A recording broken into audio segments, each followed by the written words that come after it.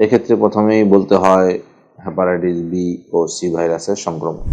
এই স্টিয়াটোহেপাটাইটিস যাদের হয় তাদের এখান থেকে ধীরে ধীরে ফাইব্রোসিস হয়ে লিভার সিরোসিসের ঝুঁকিটি বৃদ্ধি পায়।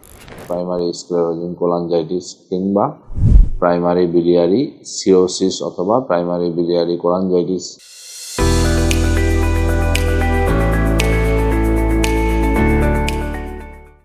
আসসালামু আলাইকুম, আমি ডাক্তার আবুল হায়াত মানিক, লিভার বিশেষজ্ঞ হিসেবে কর্মরত আছি। আমরা আজকে এই ভিডিওতে কথা বলবো একটি বহুল আলোচিত জিজ্ঞাসা নিয়ে। অনেক সময় রোগীরা আমাদের কাছে জিজ্ঞেস করে, স্যার আমার কি লিভার সিরোসিস হতে পারে? সো আমাদের আজকের এই ভিডিওর টপিকসটি হচ্ছে বাংলাদেশে কারা আসলে লিভার সিরোসিসের ঝুঁকিতে আছে। এক্ষেত্রে প্রথমেই বলতে হয় হেপাটাইটিস বি ও সি ভাইরাসের সংক্রমণ। বাংলাদেশে যদি কেউ এই দুটি ভাইরাস দ্বারা দীর্ঘমেয়াদে আক্রান্ত হয়ে থাকে, তবে এই ভাইরাস দুটি একটি সময় লিভারের কিছু ক্ষতি করে এবং এটি ধীরে ধীরে সিরোসিসের ঝুঁকিকে বাড়ায়। যদি প্রাথমিক পর্যায়ে চিকিৎসা শুরু না করা হয় তাহলে সিরোসিসের ঝুঁকি অনেকটাই বেড়ে যায়। দ্বিতীয়ত, ফ্যাটি লিভার ডিজিজ। এটি বাংলাদেশে এখন শতকরা 30% লোকের মধ্যেই আছে এবং এটি ধীরে ধীরে বৃদ্ধি পাচ্ছে। যদি ফ্যাটি লিভার কারো অনেক দিন ধরে থাকে, এটি একটা সময় লিভারের প্রদাহ সৃষ্টি করে, যাকে বলা হয় ন্যাশ কিংবা স্টিয়াটোহেপাটাইটিস।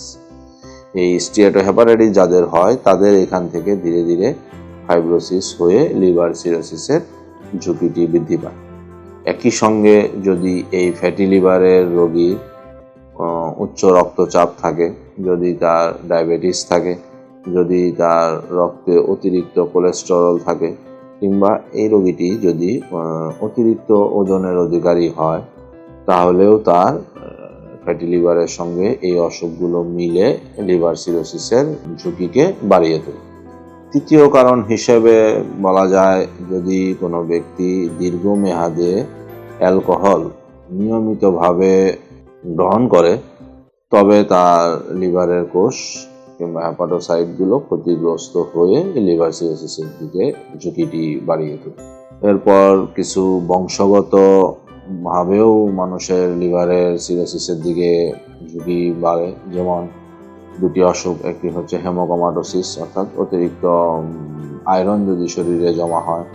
আবার উইলসন ডিজিজ নামে একটি অসুখ আছে, যেখানে অতিরিক্ত কপার লিভারে এবং শরীরের অন্যান্য অর্গানে জমা হয়েও লিভার সিরোসিস করতে পারে। এগুলো বংশগতভাবেও একজন থেকে আরেকজনের মধ্যে বিস্তার লাভ করে। এছাড়া কিছু ওষুধ এবং রাসায়নিক দ্রব্যাদির দীর্ঘমেয়াদী প্রতিক্রিয়ার জন্য অনেক সময় লিভারে কিছু ক্ষতিগ্রস্ততা হয়ে লিভার সিরোসিস হতে পারে। আরও দুটি অসুখ বলা হয়, যেটি হচ্ছে পিত্তনালী। আমাদের লিভার থেকে যে রসগুলো বের হয় সেগুলো পিত্তনালী দিয়ে বের হয়ে আসে। এই পিত্তনালীতে যদি দুটি অসুখ থাকে কিংবা লিভারের ভিতরে অনেক সময় ছড়িয়ে যায়, যেমন প্রাইমারি স্ক্লেরোজিং কোলাঞ্জাইটিস কিংবা প্রাইমারি বিলিয়ারি সিরোসিস অথবা প্রাইমারি বিলিয়ারি কোলাঞ্জাইটিস, এই অসুখগুলো যদি কারো থেকে থাকে এবং এগুলো যদি দীর্ঘমেয়াদে চলতে থাকে, ঠিকমতো চিকিৎসা গ্রহণ না করা হয়, তাহলেও এখান থেকে লিভার সিরোসিসের ঝুঁকি বৃদ্ধি পেতে পারে।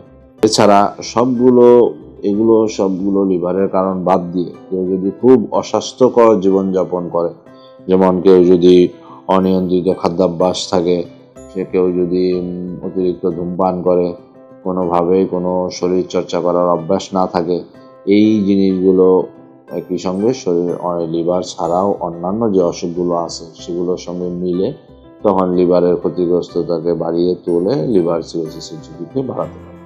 আশা করি সবাই ভালো থাকবেন। ধন্যবাদ সবাই।